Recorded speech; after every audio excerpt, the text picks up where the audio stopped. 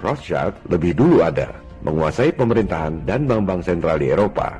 Rockefeller berkiprah 100 tahun setelah Rothschild, menguasai pemerintahan dan bank sentral Amerika. Rockefeller lebih kaya dari semua pemerintah di dunia, termasuk Amerika. Mereka lah yang kasih utang ke seluruh negara di dunia. Dan negara pengutang terbesar di dunia adalah si adik kuasa Amerika, diikuti Jepang dan Cina. Gedung PBB yang megah di New York dibangun tahun 1949, sumbangan dari keluarga Rockefeller.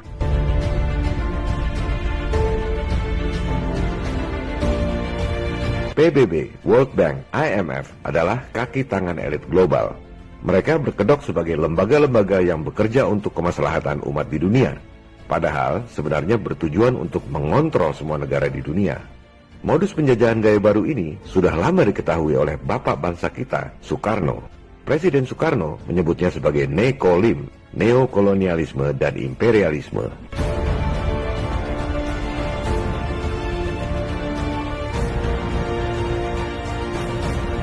Elit global melakukan infiltrasi ke pemerintahan-pemerintahan dunia, militer, sains, LSM, dan lain-lain dengan menggunakan kedok yayasan.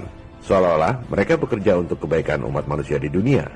Contohnya adalah Rockefeller Foundation yang mendanai berbagai universitas paling top di dunia untuk membuat skenario wabah dan knockdown tahun 2010 yang sudah kita bahas pada episode 19A.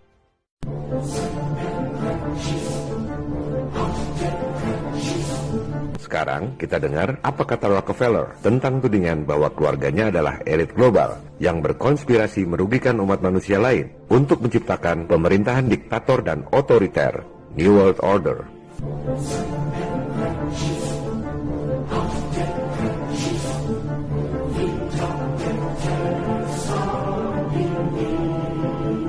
Ini adalah autobiografi David Rockefeller berjudul Memoirs. Silakan Anda buka halaman 405. David Rockefeller menulis, selama lebih dari 1 abad, para ekstremis ideologis dari seluruh spektrum politik telah memaksakan berbagai insiden terkenal untuk menyerang keluarga Rockefeller dengan tuduhan bahwa kami memiliki peran yang sangat kuat untuk mempengaruhi institusi-institusi politik dan ekonomi Amerika. Perhatikan, Rockefeller menyebut para pejuang kemanusiaan seperti kita ini sebagai ekstremis ideologis. Selanjutnya, ia menulis, sebagian bahkan percaya bahwa kami adalah bagian dari sekte rahasia yang bekerja bertentangan dengan kepentingan nasional Amerika Serikat, mengelompokkan keluarga kami sebagai internasionalis, dan berkonspirasi dengan pihak-pihak lain di seluruh dunia untuk membentuk struktur politik dan ekonomi global yang lebih terintegrasi. One World, istilah Anda. Perhatikan pemilihan kata yang sangat cerdas dari seorang Rockefeller. Dalam satu alinea, ia merangkum 5 hal yang sangat-sangat penting. Pertama, sekte rahasia, maksudnya Illuminati. 2, bertentangan dengan kepentingan nasional Amerika Serikat, maksudnya merugikan bangsa Amerika.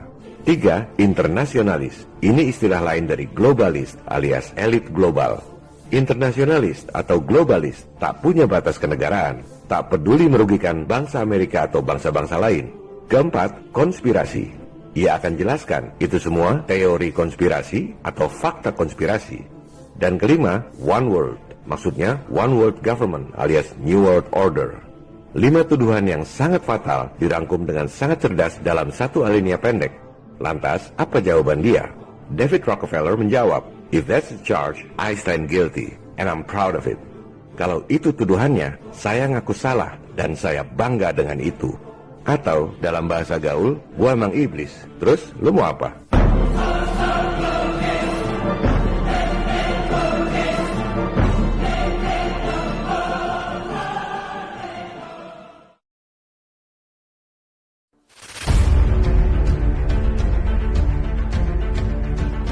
Pada episode 19A, saya sudah sampaikan bahwa apa yang terjadi saat ini, bencana wabah di seluruh dunia, orang-orang pakai masker, cek temperatur di gerbang, lockdown, ekonomi runtuh, peningkatan kemiskinan dan penderitaan rakyat, adalah persis seperti skenario Rockefeller Foundation 10 tahun yang lalu.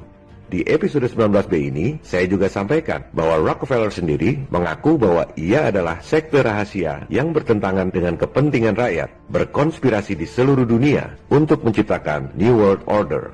Jadi, yang jahat sebenarnya bukan negara atau pemerintah Amerika, melainkan para elit swasta yang kebetulan banyak tinggal di sana.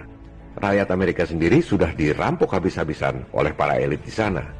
Cina duluan lockdown dan sembuh adalah bagian dari skenario 10 tahun yang lalu. Tujuannya agar jadi contoh supaya negara-negara lain ikut lockdown. Sementara Amerika memang disetting untuk lambat lockdown, di mana nantinya akan disalahkan sebagai penyebab makin berjangkitnya virus. Itu semua adalah bagian dari skenario 10 tahun yang lalu.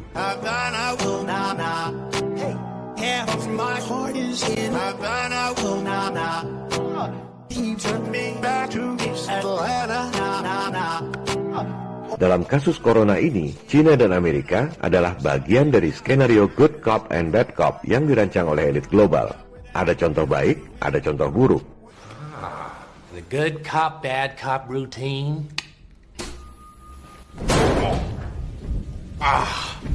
Apa yang saya sampaikan di episode 18 bahwa elit global akan datang pura-pura menawarkan bantuan utang sudah menjadi kenyataan. Indonesia baru saja menerbitkan surat utang alias bond terbesar sepanjang sejarah. Total 4,3 miliar dolar atau sekitar 70 triliun rupiah yang harus ditanggung oleh Anda dan anak cucu Anda sampai 50 tahun ke depan akibat krisis corona. Padahal para bankster elit kasih utang sebesar 70 triliun itu dengan modal dengkul. Jangan salahkan pemerintah Indonesia karena semua hanya ikut sistem yang diterapkan oleh elit global di seluruh dunia.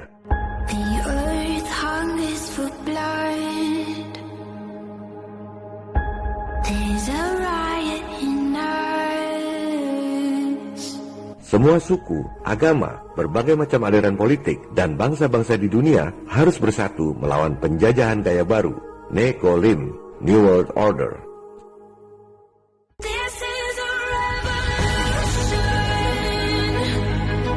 I hate imperialism. I detest colonialism.